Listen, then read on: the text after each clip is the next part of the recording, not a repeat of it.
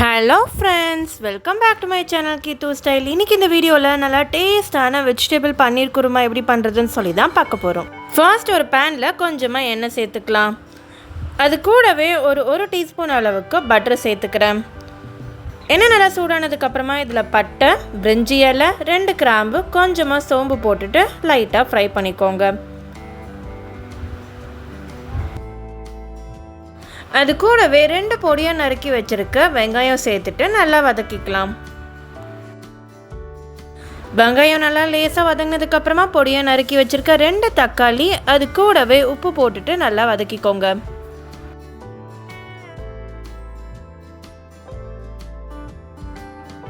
தக்காளி நல்லா வதங்கினதுக்கப்புறமா 1 டீஸ்பூன் அளவுக்கு இஞ்சி பூண்டு பேஸ்ட் சேர்த்துட்டு நல்லா மிக்ஸ் பண்ணி ஒரு 2 நிமிஷத்துக்கு நல்லா வதக்கிக்கோங்க.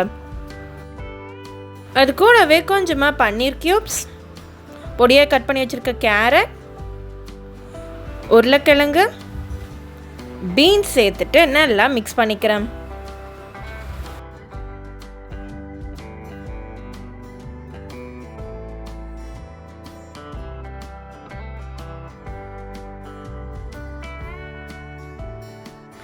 இது நான் வேறு ஒரு பாத்திரத்துக்கு மாற்றிக்கிறேன். வெஜிடபிள் கொஞ்சம் நிறையா ஆனதுனால இப்போ இதில் காரத்துக்கு பார்த்திங்கன்னா ஒரு 1.5 ஸ்பூன் அளவுக்கு குழம்பு மிளகாத்தூள், 1/2 ஸ்பூன் அளவுக்கு வெறும் மிளகாத்தூள் சேர்த்துட்டு நல்லா மிக்ஸ் பண்ணிக்கிறேன்.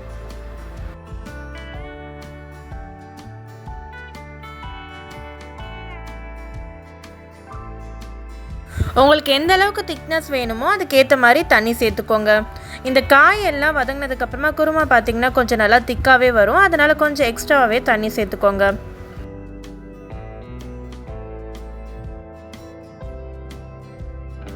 இது நல்லா கொதிக்கட்டும். ஒரு மூடி போட்டு வச்சிடலாம். இப்போ ஒரு மிக்சியில் கொஞ்சமாக தேங்காய், 5லேருந்து 6 பாதாம் இல்லைன்னா முந்திரி சேர்த்துக்கோங்க. அது கூடவே கொஞ்சமாக சோம்பு போட்டு கொஞ்சமாக தண்ணி சேர்த்துட்டு நல்லா அரைச்சி எடுத்துக்கலாம்.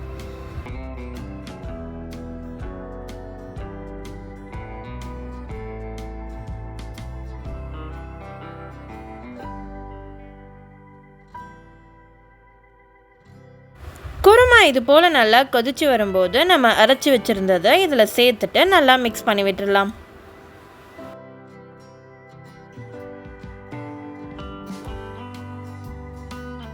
கடைசியாக கொஞ்சம் கலருக்காக மஞ்சள் தூள் சேர்த்துட்டு நல்லா மிக்ஸ் பண்ணிக்கிறேன். இது நல்லா கொதிச்சு வரும்போது பொடியாக கட் பண்ணி வச்சுருக்க கொத்தமல்லியை சேர்த்துட்டு ஸ்டவ்வை ஆஃப் பண்ணிடலாம். அவ்வளோதான் ஃப்ரெண்ட்ஸ், நல்லா யம்மியான டேஸ்டான பன்னீர் வெஜிடபிள் குருமா ரெடி ஆகிடுச்சு. இது பர்ஃபெக்டாக பார்த்திங்கன்னா சப்பாத்தி, பூரி, இட்லி, தோசை இது எல்லாத்துக்குமே ஒரு சூப்பரான ஒரு சைட் டிஷ்ஷாக இருக்க போகுது. உங்கள் வீட்டில் நீங்களும் இதை ட்ரை பண்ணி பார்த்துட்டு எப்படி இருக்குன்னு சொல்லி மறக்காமல் கமெண்டில் சொல்லுங்கள். தேங்க்யூ ஃபார் வாட்சிங்.